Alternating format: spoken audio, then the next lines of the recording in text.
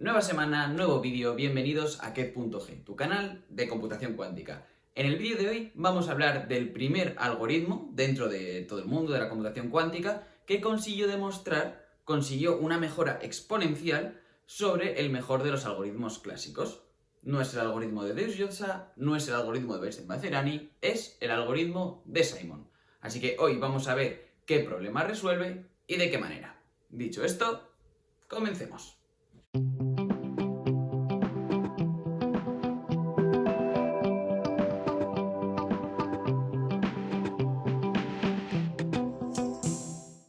Uno de los algoritmos más importantes de los que hemos hablado es el algoritmo de Deuss-Jozsa, que el objetivo era, dada una función que desconocemos, saber si es constante o balanceada. Se nos decía que cumplía una de esas dos características y nuestro objetivo era, pues, calculando valores de dicha función, de alguna manera, saber si estábamos en un tipo o en otro tipo. El problema de Simon va a ser algo parecido. Vamos a tener que distinguir entre dos tipos de funciones, pero en este caso van a tener propiedades distintas. En este caso, las funciones que tenemos que diferenciar son funciones 1 a 1 o funciones 2 a 1. Las funciones 1 a 1 hacen referencia a que cada input de esa función va a dar lugar a un output distinto. Nunca nos vamos a encontrar en la situación en la que dos inputs nos den el mismo valor. Y es precisamente eso lo que cumplen las funciones 2 a 1. Es decir, para cada output tenemos exactamente dos inputs, tras aplicar la función vamos a llegar ahí. Vayamos un segundo a la pizarra para ver un ejemplo de cada una. Este es un ejemplo particular en el que estamos trabajando con 3 qubits, por lo tanto vamos a tener 8 posibles valores que introducir en nuestra función. En el primer ejemplo, en el que tenemos la función 1 a 1, estamos viendo que tenemos 8 posibles outputs. El output 000, 001, 010, 011 y así sucesivamente. Es una función 1 a 1. Sin embargo, en la función 2 a 1 podemos ver que en el caso, por ejemplo, de f000 tenemos el mismo output que f110. Del mismo modo, f001 tiene el mismo output que f de 111. Y del mismo modo podemos comprobar que exactamente para cada output existen dos inputs que lo generan. Desde un punto de vista clásico, si no tenemos más información de esa función f y solo nos la dan como una caja negra, lo único que podemos hacer es preguntar, es decir, enviar diferentes inputs para ver si dos inputs distintos nos han dado un mismo output y por tanto descartar el 1 a 1. Pero en el peor de los casos, el número de preguntas que tendríamos que hacer es n medios más 1, porque puede ser que justo las n medio primeras preguntas que hemos hecho han sido a elementos con output distintos, y es este último término el que va a determinar en cuál de las dos funciones nos encontramos. Pues el algoritmo de Simon lo que consigue es diferenciar entre este tipo de funciones, reduciendo exponencialmente el número de preguntas que tenemos que hacer. Aunque bueno, realmente este no es el enunciado original. El enunciado lo que dice es que este algoritmo es capaz de diferenciar funciones 1 a 1 de funciones 2 a 1 que cumplen un requisito en particular. Así que vamos a volver a la pizarra para entender exactamente cuál es esta restricción a mayores para clasificar estos conjuntos. La condición formal que tiene que cumplir la función es lo siguiente, y es que existe un b tal que para todo xy que cumple f de x igual a f de y, se tiene que x más y es igual a b. Vale, pero ¿qué significa eso? Vamos un poco a aterrizar esta definición.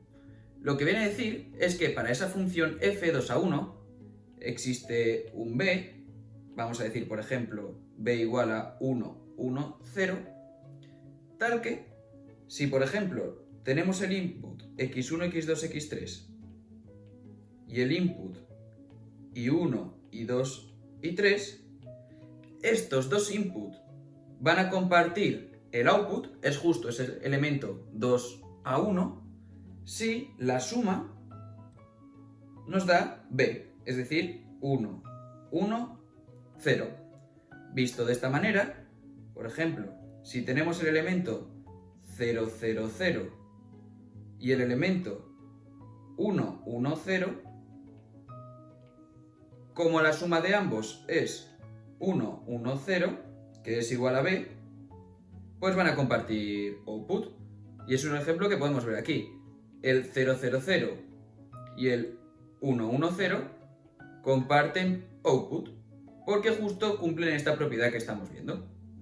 Por poner otro ejemplo, 0, 0, 1 más 1, 1, 1, si hacemos la suma, 1 y 1, 0, 0 y 1, 1, 0 y 1, 1. Recordamos que estamos haciendo aquí esta suma binaria, luego 1 más 1 es igual a 0.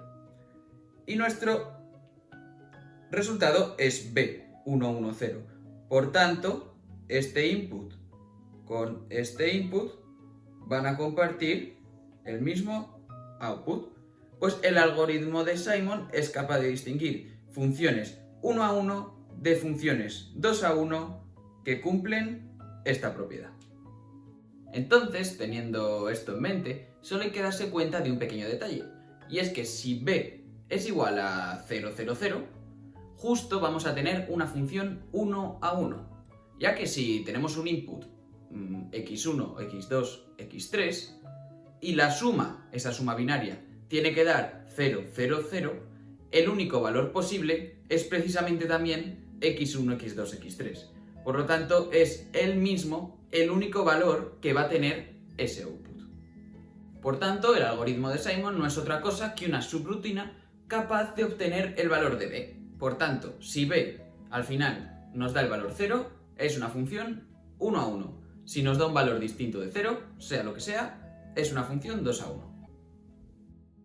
Esto que veis aquí sería el circuito asociado al algoritmo de Simon, que recordemos lo que nos interesa es encontrar b. Bien, entonces lo primero que tenemos que hacer es recordar qué es esto de UDF. UDF va a ser la codificación estándar de una función dentro de un circuito cuántico, que no es otra cosa que una función que manda x0, siendo x el input de la función, en x f de x. Entonces, lo primero que vamos a hacer es, como podemos ver aquí, aplicar unas Hadamard a lo que correspondería el input de la función. Por tanto, en esta sección de aquí, nuestro estado inicial será esto que tenemos aquí. Raíz de 2 a la n, x, sumatorio equiprobable. Porque estamos generando la superposición de todos los posibles inputs.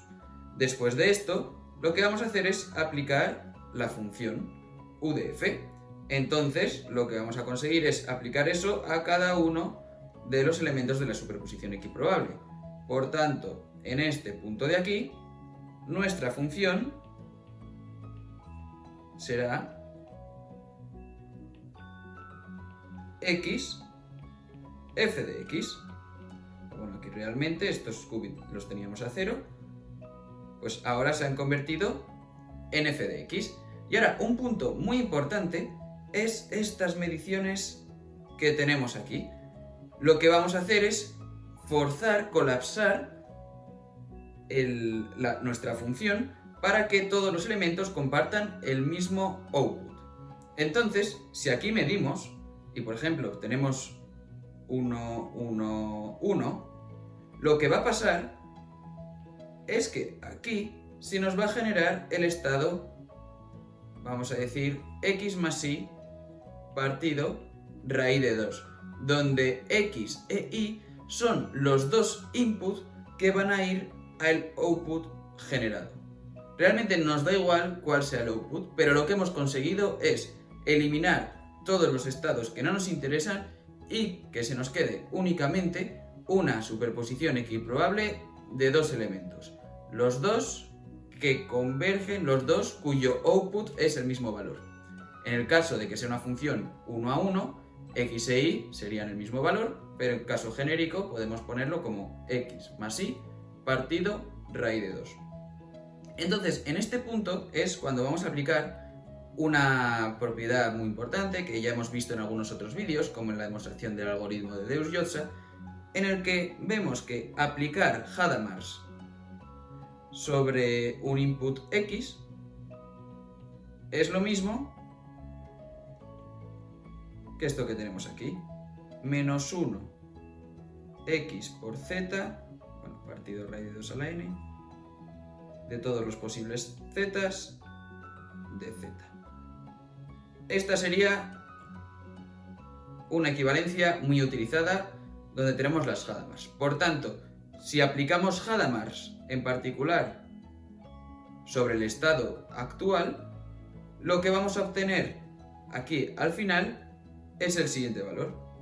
1 partido raíz de 2 a la n más 1, porque bueno, aquí tenemos este raíz de 2, del sumatorio de menos 1 xz más menos 1 y z de z, porque estamos aplicando esta definición tanto a un elemento como al otro, y nos quedaría este valor que tenemos aquí.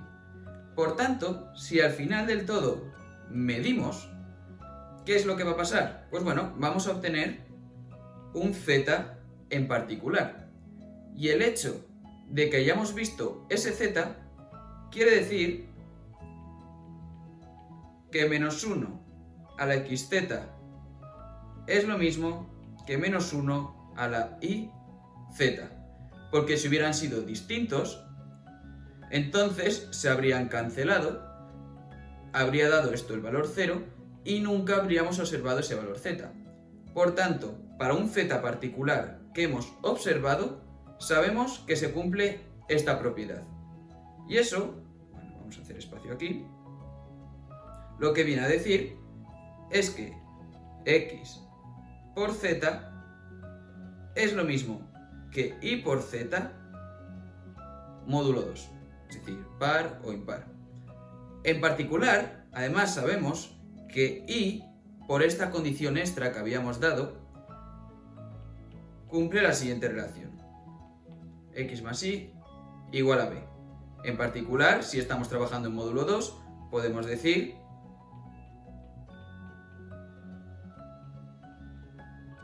x más b, z, esto es lo mismo, módulo 2. En particular, si ahora deshacemos la multiplicación, obtenemos este valor que tenemos aquí, y finalmente, cancelando esto, llegamos a que b por z tiene que ser igual a 0 módulo 2. Es decir, gracias a ejecutar un SOT, hemos encontrado un z particular que nos da algo de información sobre el elemento b que estamos buscando. Entonces, ahora lo que tenemos que preguntarnos es cómo podemos reconstruir el valor de b a partir de esa información que acabamos de ganar. Pues bien, suponiendo que tenemos n qubits, lo único que nos haría falta es encontrar n zetas distintos tales que b por z sea igual a 0. Entonces, lo único que vamos a hacer es ejecutar varias veces hasta que tengamos ese valor, que realmente no es algo que suponga un gran problema. Entonces, una vez que tenemos eso, lo único que tendríamos que hacer es resolver este sistema que tenemos aquí. Encontrar el b tal que b por z1 sea igual a 0, b por z2 sea igual a 0, y así con todos. Entonces, resolvemos el sistema y obtenemos el valor de b. Y en este punto, pues si b nos ha dado el valor 0, es una función 1 a 1, y si b no nos ha dado el valor 0, pues una función 2 a 1. Pero hay que tener cuidado y asegurarnos de que estamos cumpliendo con todo hasta el final. Y es que, si nos damos cuenta, en el sistema que acabamos de mostrar, b igual a 0 siempre va a ser una solución. Entonces, parece que no vamos a poder encontrar lo que estamos buscando. Pero bueno, realmente, al resolver el sistema, eliminando la solución trivial b igual a 0, algunas veces obtendremos otro b. Pues lo único que tenemos que hacer es comprobar manualmente si ese b es el de nuestra función. Por tanto, vamos a coger un x cualquiera, calculamos su valor, luego seleccionamos el y, tal que x más y es igual a ese otro b, y si son el mismo output, ese era el b verdadero, y si no, nos quedamos con el 0. Y con esto ya habríamos terminado la explicación completa, que la próxima semana programaremos de principio a fin. Aunque bueno, antes de acabar, por dar una pequeña curiosidad, es que Shor, al crear el algoritmo de factorización, se inspiró en el algoritmo de Simon. Y es que, de hecho, si echáis un ojo al vídeo de la búsqueda del periodo, del que ya hablamos, una subrutina fundamental para el algoritmo de factorización, la idea es prácticamente la misma que todo lo que acabamos de explicar ahora mismo. Entonces, por eso quiero que quede claro que este tipo de algoritmos, aunque parezca que están construidos para ejemplos súper particulares en lo que se cumplen condiciones que no nos vamos a encontrar normalmente, pueden servir como inspiración para grandes cosas. Y por eso creo que es importante conocer pues, cómo funcionan todo este tipo de algoritmos básicos. Pero bueno, dicho esto, muchas gracias por estar ahí. No olvidéis en compartirlo si os ha gustado y nos vemos la próxima semana.